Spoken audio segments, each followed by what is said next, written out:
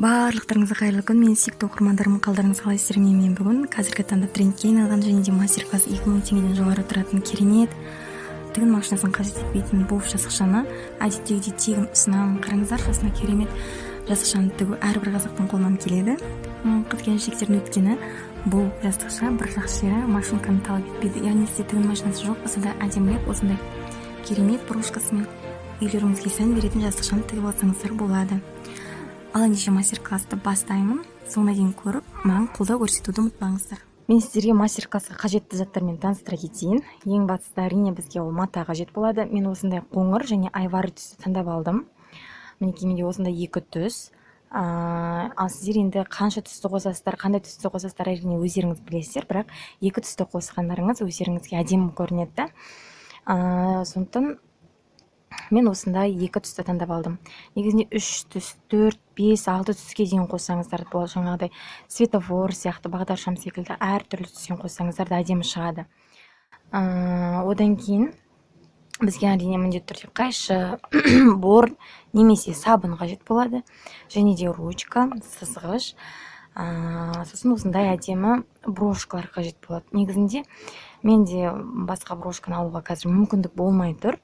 Бірақ егер де сіздерде сондай мүмкіндік болса, әдемі брошкалар немесе жаңағыдай пальтоның жаңағыдай үлкен түймелері болады ғой, соны да қолдансаңыздар болады. Оны енді видеоның соңында көрсетемін, қалай қолдану керек екенін.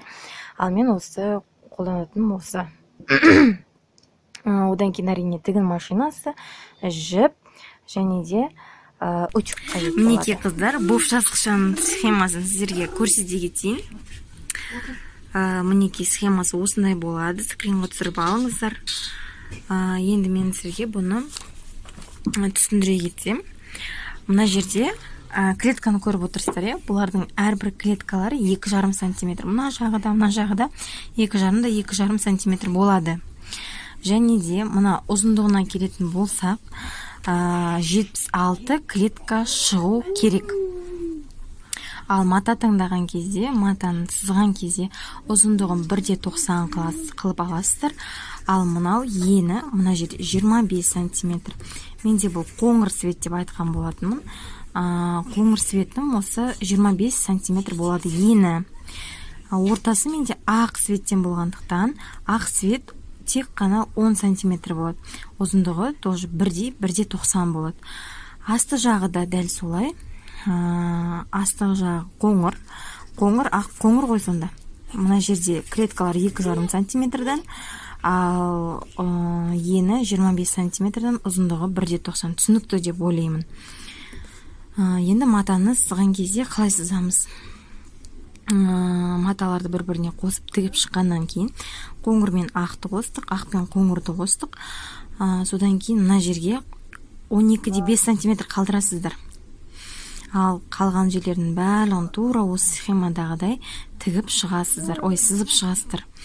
Мына жерде қалай көрсетіліп тұр? Былай сызса, былай сызасыздар, былай болса, былай. Орталарында бір клеткадан қалу керек.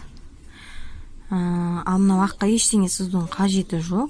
Келесі астыңғы жақ қоңыр жағына сызасыздар. Мына жағынан бастайсыздар, дәл осылай. Орталарына бір клетка қалып отыру керек. Екінші сызған кезде осылай сызасыздар, бір клетка бір жол орталарына қалдырасыздар, тағы да астына бір жол. Барлығы қалай схемада тұр, тура солай сызып шығыңыздар.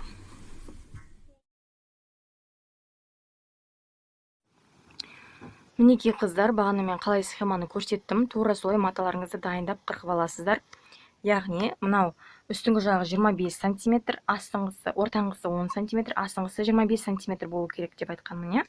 Вот дәл тура солай маталарыңызды дайындап, оларды теріс қаратып, теріс жағына қаратасыздар. Ақты теріс жағына қаратып, осылай үшеуін бір-біріне біріктіріп тігіп аласыздар. Мынау қоңырды аққа, ақты қоңырға жалғайсыздар да, лапканы бойымен немесе 1 см көлемінде солай тігіп шығыңыздар. Олай тігіп болғаннан кейін тікпей тұрып қыздар, мына жерде ворс деген нәрсеге мән береміз тағы да. Ворс деген білетін шығарсыздар, не екен? Мына жерде маталарыңызды бір-біріне қойған кезде мұқият қараңыздар, ворстарға түстері ауысып кетпеу керек. мысалы мына жерде жатыңқы тұр ма, ағы да қарасы да солай жатыңқы болу керек. Мынандай болса тұрып кетпеу керек. Мына жері тұрып, мына жері жатып, олай болмайды, түстер ауысып кетеді. Сондықтан да мына жері жатыңқы ма, барлық жері жатыңқы болып тұрған дұрыс. Осы жерге мән беріңіздер. Әсіресе мына екі түс бір-біріне сәйкес келуі керек. Одан кейін қыздар, лапканың бойымен немесе 1 см көлемінде тігіп шыққаннан кейін үтікті жақсылап тұрып қыздырып алып, барлық жерін үтіктеп шығамыз. Неге? Өйткені тіккеннен кейін маталар жиырылып қалады. Ондай жағдай болып тұрады. Сондықтан да жаңағыдай үтікпен бір-бір басып жібергендеріңіз дұрыс. Және мына жерін қарап отырсаңыздар, осылай бастырып, міне негізінде үйісіп тұрады ғой екі жақ. Соны бір-біріне жатыңқы етіп осылай үтікпен үтіктейсіздер. Сол кезде мына жері де өте әдемі шығады. Мынау екі ортасы бір-бірімен жаңағыдай жабыстырылып қалған сияқты шығады. Сондықтан да үтіктеп жібергендеріңіз дұрыс. Осылай бір-біріне жалғап алдық матамызды. Енді ары қарай сызу жолын көрсетемін.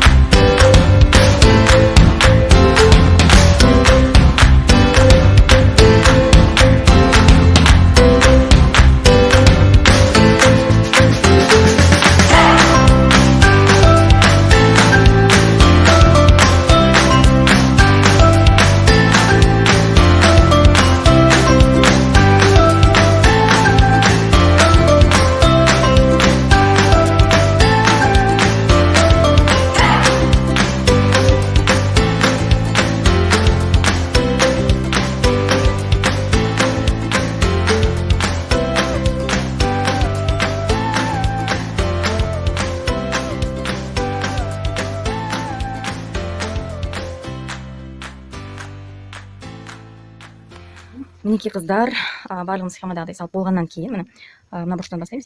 Мына бұрышты былай салады, одан кейін былай, одан кейін былай, одан кейін былай. Жалпы орталарында бір клеткадан қалып отыру керек. Міне осылай. Ара қашықтықты сақтап отырасыздар. Одан кейін екі клеткаларды жасап болғаннан кейін, сіз болғаннан ортасынан тағы да бір клетка қалдырып, қайтадан тура солай қылып екінші бөлігіне де сызамыз. Мен жаңа керек. Және де былай сызып жатқан кезде мынаны соңына дейін сыза беріңіздер. Не үшін екенін видеоның соңында түсінікті қылып түсіндіріп беремін. Мына жақта да дәл тура солай схемада қалай жазылып сызылып тұр, тура солай сызасыздар соңына дейін. Енді қыздар, мынаның барлығын сызып болғаннан кейін мынау екі жақтағы матасы бар ғой, жаңағыдай бір-біріне қосып тігіп шығамыз. Бір сызықпен, кәдімгі машинкаларыңыз жоқ болса, қолмен тіге бересіздер, көктеп шығасыздар былай бір-біріне. Дәлме-дәл келтіріп, лапканың көмегімен, лапканың бойымен бір сызықпен сызып шығасыздар, тігіп шығасыздар. Мінекей қыздар, барлығын сызып болғаннан кейін біз тігуді бастаймыз. Ол үшін кәдімгідей инемен жіпті сабақтап аламыз. Және де осы матамызды алып, мына тіккен жерімізден ары қарай тігеміз. Мен бұл жерде 2 рет сыздым. Өйткені мен басында сызған жерлерім кішкене болсын көрінбей қалды, қайттан бастырып, қайттан сыздым. Енді тіккен кезде қараңыздар, біз осылай тігіп алдық қой, бір-бірін жалғастырып. Енді сіздерде былай клеткаларды былай сызған кезде мына жеріне кеп тоқта қалдыңыздар, мына жерде ары қарай жалғастырдық. Енді мына жерден міне былай сызылып тұр, мына жер бір клетканы қалдырып, ары қарай тағы да осылай тіккеннен кейін тағы да жалғастырылып кету керек. Міне мына жерде мен сыздым, бір клетка қалдырдым, тағы да жалғастырдым. Тура сол сияқты, сол кезде оюларыңыз, артындағы тіккен жерлеріңіз әдемі шығады. Ал ендеше тігуді бастаймыз. Тіккен кезде мінекей мына сызықпен мына сызықты бір-біріне жалғаймыз. Кеттік. Сізге сәттілік. Мінекей мына тіккен жер мен мына тіккен жер негізінде матаңызға сәйкес жіпті алыңыздар. Мен сіздерге көріну үшін осындай қара.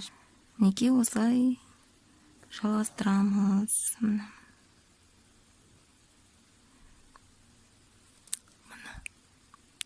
екеуін қосып, мінекей мынандай болды бізде. Мына сызықтың бойымен мынаны екі сызықты бір-біріне қосамыз. Тартасыздар. Тартып болғаннан кейін қайттан тағы да бір-екі рет тігіп шығамыз.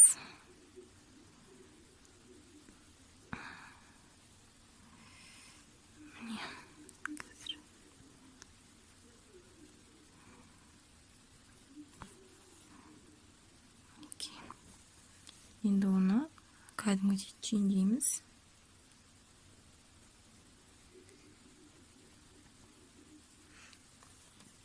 Түйіндеп болғаннан соң келесі сызыққа өтеміз. Келесі сызық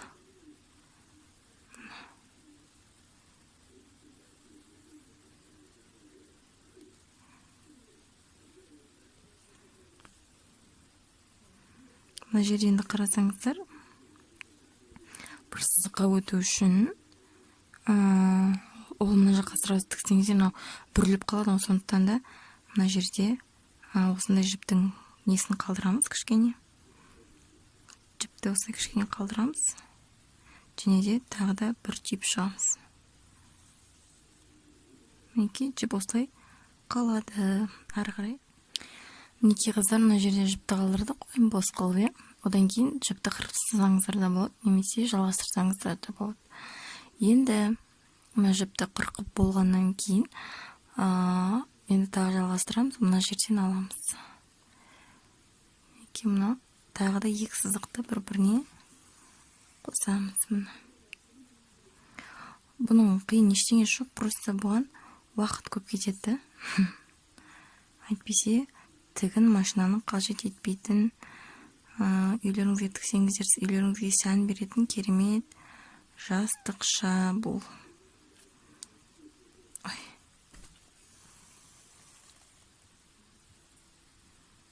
Мінекей.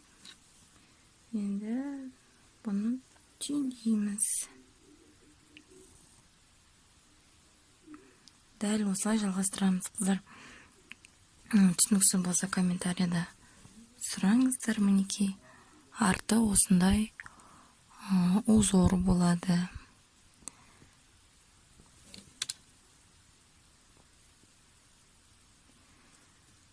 Енді сізге түсінікті болып тұр ма? Мына жерден мына жаққа өту үшін тағы да кішкене жіп қалдырып кетеміз.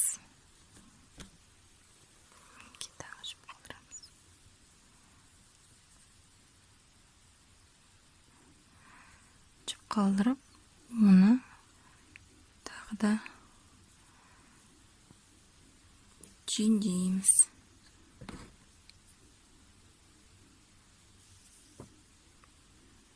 Бұны қазір түйіндейміз.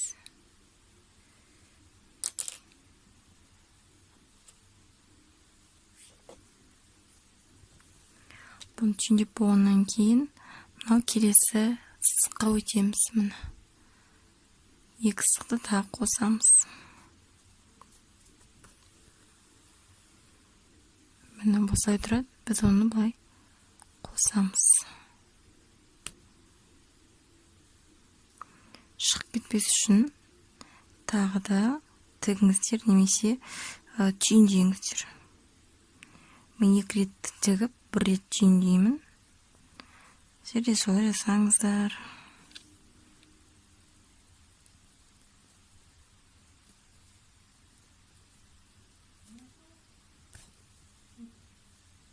Енді бұларды тігеміз. Тіккен кезде қалай тігеміз? Мына жерде мен өткен сабақта айтқан болатынмын.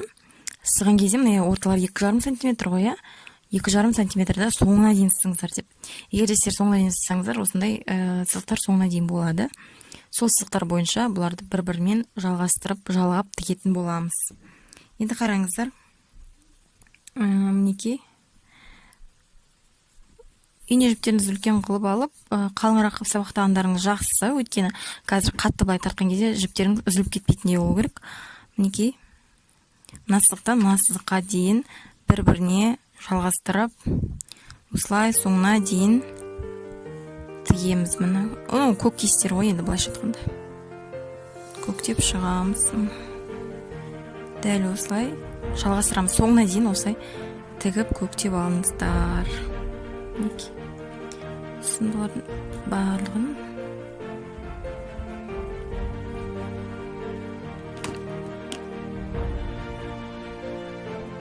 ку-ку.